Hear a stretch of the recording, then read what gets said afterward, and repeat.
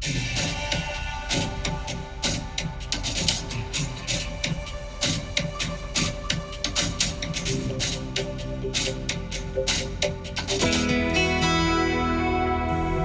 Joanna Small, Public Affairs and Communications Manager for the Lynnwood Police Department. It's Friday, August 6th, and this is your LPD Video Week in Review.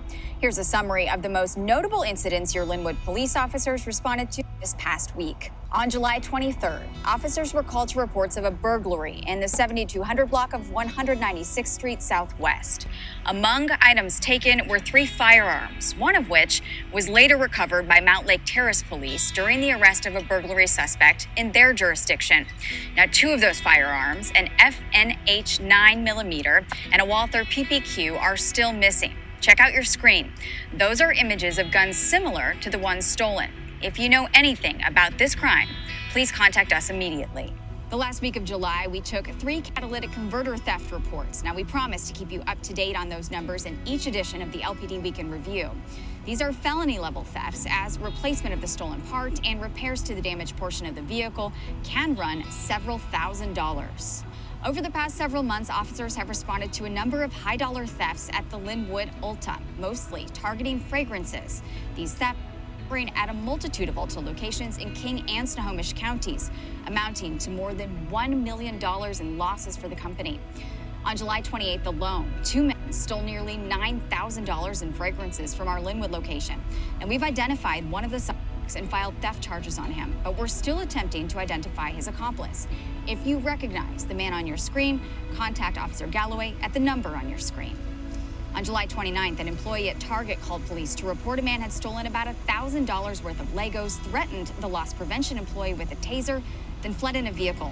The employee got a plate number, and our responding officer located the car driving southbound on I-5. When our officer attempted to stop the vehicle, the driver first slowed down near an exit, then sped up, drove up and over an elevated dirt partition separating the off-ramp from the freeway, and recklessly drove down an embankment and then back onto I-5 southbound. Keeping with state law and department policy, our officer did not pursue the vehicle. On July 30th, officers responded to a report of a motorcycle crash, with the reporting party telling dispatchers he believed the bike was likely stolen and the rider was walking away from the scene. When officers arrived, they found the crash bike with a punched-out ignition, and dispatch confirmed the VIN returned to a stolen motorcycle. They also found the rider nearby. He was arrested for possession of a stolen vehicle.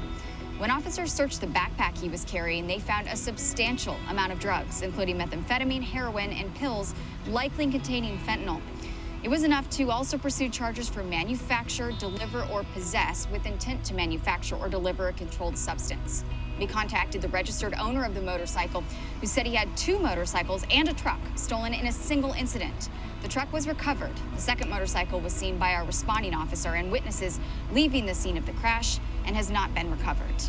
And finally, if you've been watching these videos weekly and following the Lynnwood Police Department on social media, you know our Special Operations section has been conducting a several months-long operation to catch child predators.